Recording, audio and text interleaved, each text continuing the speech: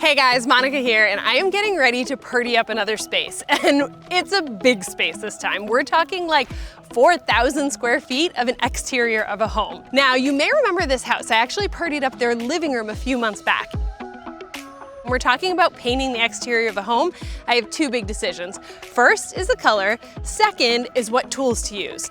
The second one is a no-brainer. Purdy is gonna get us through this job like a pro. But when it comes to color, that's a really big decision. The good news is this house is in a super cute historic neighborhood, so I'm gonna drive around and get some color inspo before I get started. A lot of the houses in this neighborhood have complex color schemes, like 2 and 3 different accent colors. But man, are there lots of colors to inspire right here. All right, I have a color scheme in mind, and I think it might surprise you. I actually want to put some color samples up on the house and see how they look before I make my final decision.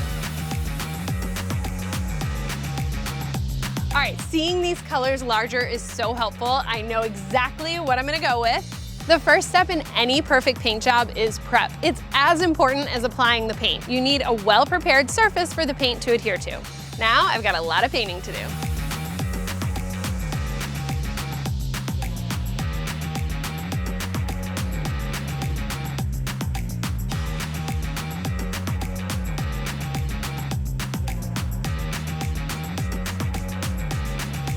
Quick little design tip here about the trim. By making it all one color, it's really gonna look as chunky and thick and a little bit old-timey as possible. For the front door, I'm gonna go with the pop of pink.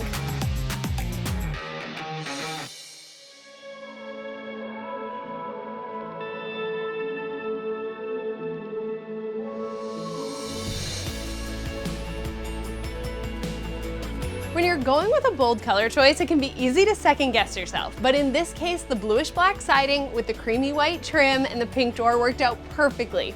This house is now totally unique in the neighborhood, but still fits into this super cute town.